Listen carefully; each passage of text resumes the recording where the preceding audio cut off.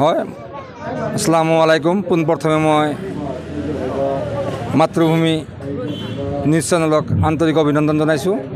আমি শান্তি চক বজাৰ কমিটিৰ উদ্যোগত আৰু আমাৰ এই অঞ্চলৰ স্থানীয় জাতীয় বিভিন্ন দল সংগঠনৰ সহযোগত তথা SSNGOৰ সহযোগত লগতে আমাৰ এই অঞ্চলৰ উদীয়মান কিছুমান ব্যক্তিৰ সহযোগত আমাৰ এই অঞ্চলৰ পৰা যিসকল উমৰাহ হজ যাত্ৰী অহা 15 তাৰিখে আল্লাহৰ ঘৰ তাবাক কৰাৰ কাৰণে ৰছুলৰ ৰওজা জিয়াৰত কৰাৰ কাৰণে ৰওনা হ'ব, তেখেতসকলক আমি আমাৰ এই অঞ্চলৰ পৰা তথা বজাৰ কমিটিৰ উদ্যোগত আমি সম্বৰ্ধনা তথা আজি আমি দোৱা বিচাৰিছোঁ যাতে তেখেতসকলে মক্কা মদিনাত গৈ আমাৰ এই অঞ্চলবাসীৰ কাৰণে আমাৰ জাতিৰ কাৰণে আমাৰ এই বজাৰৰ কাৰণে কিছু দোৱা প্ৰাৰ্থনা বিচাৰে। এই উপলক্ষে আজি আমি সম্বৰ্ধনা অনুষ্ঠানটো অনুষ্ঠিত কৰিছিলোঁ। ধন্যবাদ জনাইছোঁ। তো আমি আজি শান্তি চক বজাৰত উমৰাহ হজ যাত্ৰীসকললৈ সম্বৰ্ধনা সভাৰ এটা আয়োজন কৰা হৈছিলে। তাতে বিভিন্ন দল সংগঠন SSNGO আজি তেখেতসকললৈ আমি আন্তৰিক ধন্যবাদ জনাইছোঁ।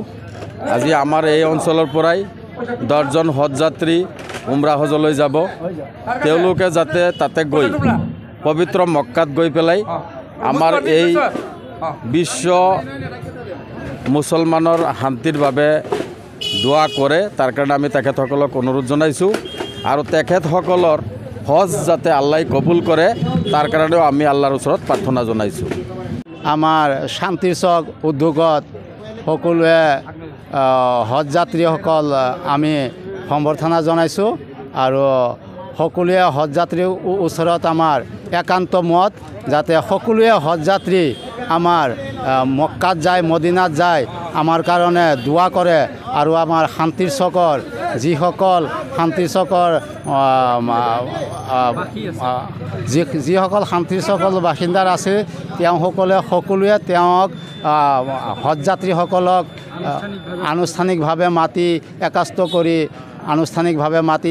কৰি তেওঁক আমি হজ যাত্ৰীত পঠাইছোঁ যাতে তেওঁলোকে আমাক হজ যাত্ৰীত যাই দোৱা কৰে। এই আমাৰ আল্লাহৰ ওচৰত প্ৰাৰ্থনা।